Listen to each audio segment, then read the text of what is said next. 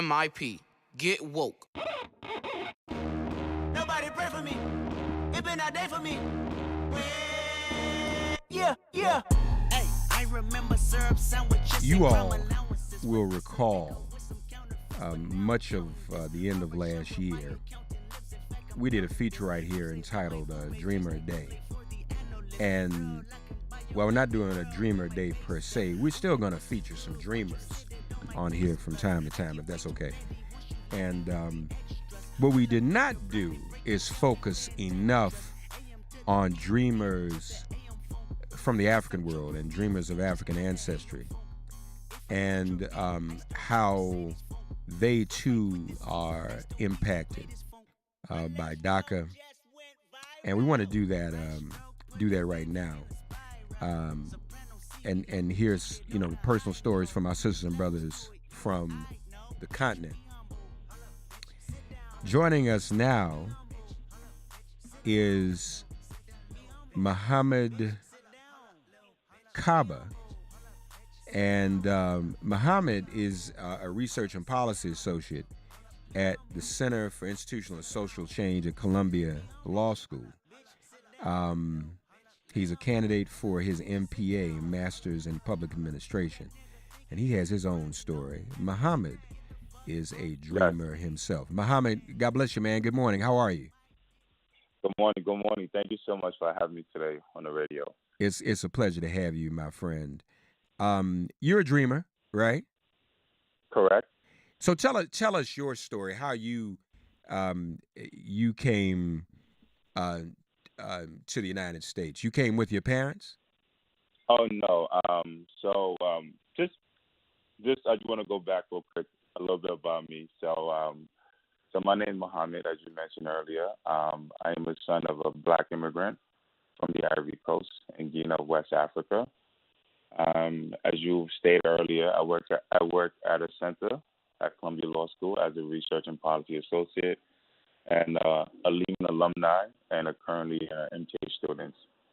So with respect to the question how I came here, so I came here to pretty much do a sacrifice that my grandmother, actually deceased there, who made a sacrifice to bring me to this country. My grandmother pretty much, she saved almost every little thing that you can think of, just like any grandparents in this country would do for their grandkids. She literally gave the money that she had, she sacrificed it, and then she was able to pay for my flight, and that's how I was able to come to this country. So in many ways, I came because of the sacrifice that my grandmother made.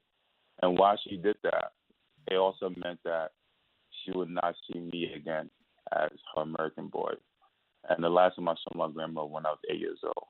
And presently I'm 29 years old. Mm-hmm, mm-hmm. Yeah. So your grandmother paid your way to come here, is that right? Correct. All right. So she was the main actor behind all of this.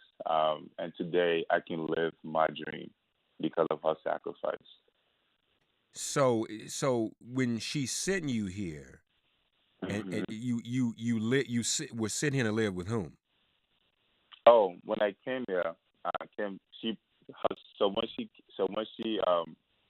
did all that, I was able to rejoin my mom, my dad, eventually. Okay. Yeah. Now your parents though had already immigrated here, correct? I'm sorry, repeat that again? Your parents though, your mom and your dad had already immigrated here. Yes. My dad came here on a student visa, and my mom came after, I believe, in the early 1990s. And under what? How did your mom come? Did she come on a student visa as well? My mom, I believe she came on a tourist visa, if I'm not mistaken. Okay. I don't know all the details. Okay. Is it a tourist visa? Yeah, I think it was a tourist visa. I'm not sure. And they had, but when they came at first, they had left you with your grandmother. Correct. Okay. So now, when your grandmother put you on the plane, what were the circumstances in terms of you coming? Were you on some type of special visa? Was it understood you were coming to meet your parents? How did that work out?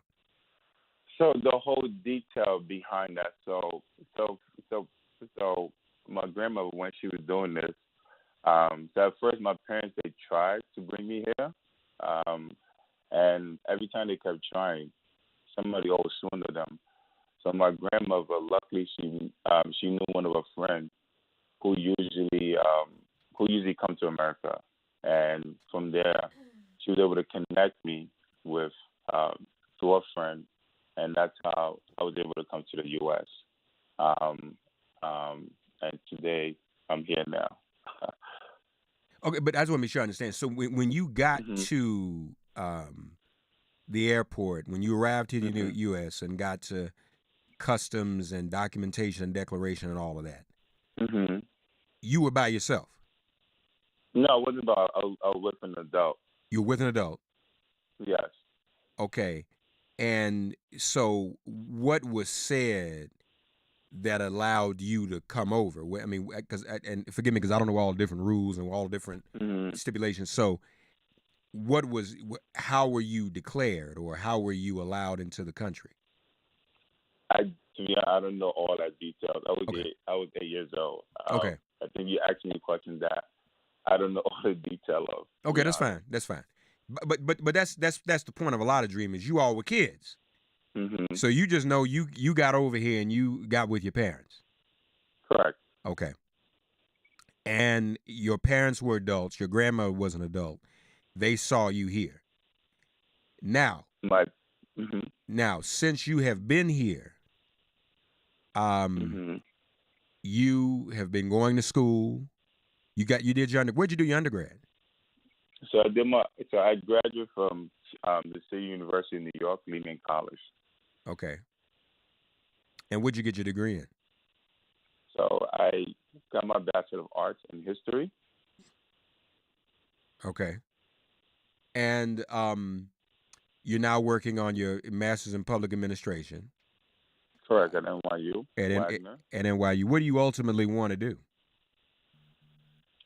So my long-term goal is pretty much to continue working with cities to do more immigrant inclusion work, especially if you look what is happening with the fears of what is happening across the U.S.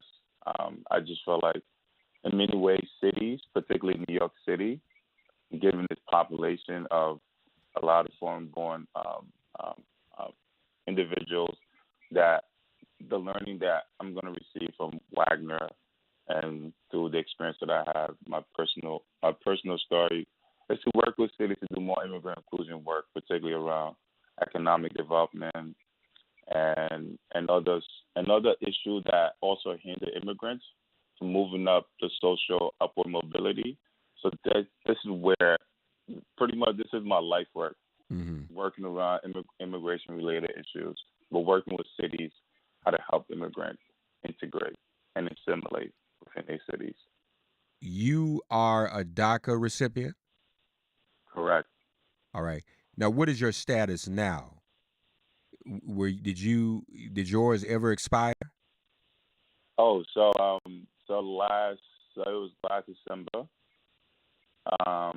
My doc almost expired, but luckily I was able to renew it. So now I'm fine. You're current. So, Yeah. with the court ruling, Mhm. are you in safe shape now for the time being? I would say for now. I would say for now. Um, so for right now, I'm still living under temporary protected immigration status until when Congress and the administration potentially come up with a permanent legislative solution to this mess. Um, and also, not just only looking at us dreamers, but also looking at the larger undocumented community who also need help. Because right now, as for the country, we're stuck on just only dreamers, but it's also there's a larger population that Mm-hmm. also need help, that also want to live the American dream, just like Right. all of us. Right. So, so I think, so I think with time, hopefully, with Congress, the administration, both Democrat and Republican, are able to come up with a legislative solution that can help all of us, able to realize our American dream. What are some of the similarities and differences between dreamers from Latin America versus dreamers from the continent of Africa? So you said similarities? Similarities and or differences. Okay, so let me just say I can't speak for all dreamers that come from the continent of Africa. But one thing I can say is that one of the big difference in terms of the Dreamers program, the DACA program, is when it was initially created, I think a lot of the outreach went towards a lot of Latin American countries. But in terms of like the outreach going to like Black immigrant countries, individuals who come from the continent of Africa, coming from Haiti or coming from the Caribbean island, there's a very low percentage, and the data suggests, according to BAJI, Black Alliance for Just Immigration, only 3% of Black immigrants are recipients of DACA, and I'm one of them. And if you look, and the rest is all majority Hispanic countries, and I believe South Asian. So those are one of the differences. In terms of like the challenges, first of all, is that 3% number accurate? Do you think? So BAJI. So if you look at BAJI, Black Alliance for Just Immigration, they've issued a report, and the report, I believe the report is called State of Black Immigrants, and 3% of Black immigrants are DACA recipients. Okay. Yeah.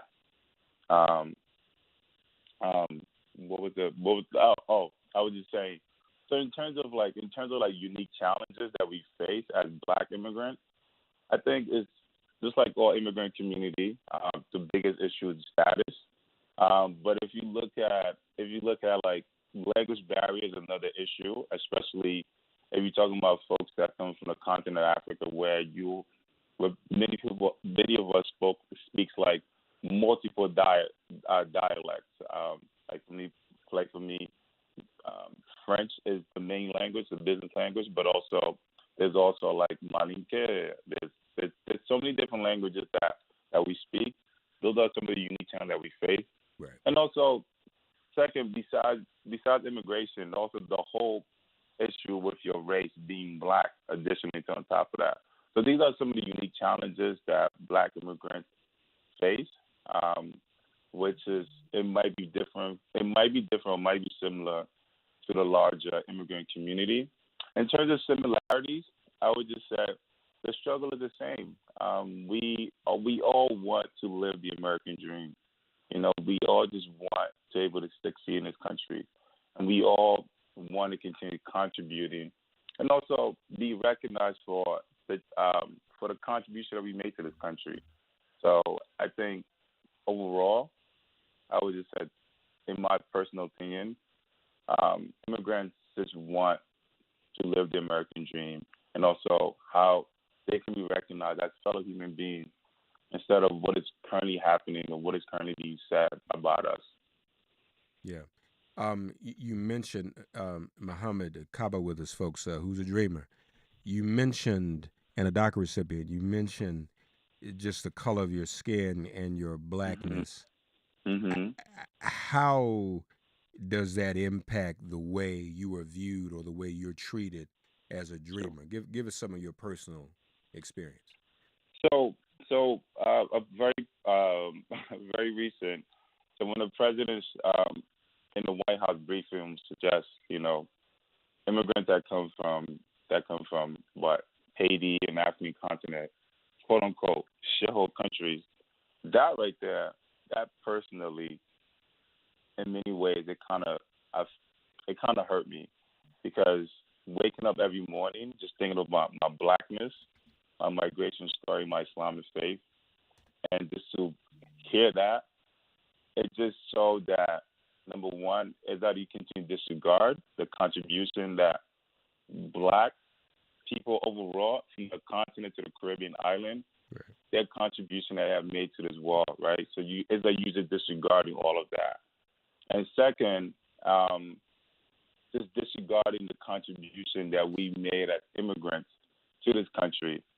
So when the president said that, it was in many ways just waking up, seeing that, and also just seeing what's happening with the whole Black Lives Matter movement, and just being a Black person, in addition to being an immigrant in this country. Sometimes it can be tormenting.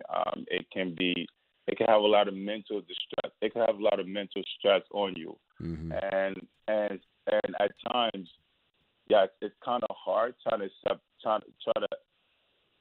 hear your critics always keep saying negative things about you, Right. while you're looking at yourself, and I think that I don't think people understand how that impacts you mentally, as being Black, as being immigrant, and as also being Muslim, and in addition to being Muslim, with the whole idea that Muslims are just all terrorists, which is completely false. Just because one particular individual or very few people did something out of character, which doesn't stand for the religion, it doesn't mean we all should be punished for that. It doesn't mean we all should be characterized as terrorists. So I think that when the president or anyone make these comments, in many ways, it just showed the level of disregard that you have very little knowledge or very understanding of people who just want to be treated as human beings. Who just want to be seen as understand my history, understand my contribution, just like I understand yours. Yeah, yeah. Mouhamed Kaba, folks, who is a dreamer, our very special guest. Mouhamed, we appreciate hearing your story, buddy. Thank you so much. I really appreciate it. Can I make one quick announcement? Please. Sure. So tomorrow, so if everyone is free, we're doing a film screening at Lehman College, and it's a film screening which pretty much the film screening called From Nowhere, and it's about a documentary about three documents who grew up in the Bronx, and the film screening is gonna be amazing. So if people are free, please come to Lehman College for the film screening. It's gonna be amazing. It starts at 6:30. So if folks are free, please come. All right, and it's tomorrow at 6:30 at Lehman College. Correct. All right. Thank you, thank you, my brother, and let's keep in touch. Let us know what you work. You work with the Black Alliance for Just Immigration too, right? No, I don't work with them currently right now, but okay. I mean, I don't work for them, but I do interact with them a lot. Well, that's what I mean. Yeah, you work with them. You're Yeah. Okay. Very good. Yeah. All right, my brother. Thank you so much for joining us. Okay. Thank you. All right. Take care now, Mouhamed Kaba, ladies and gentlemen. Bye bye.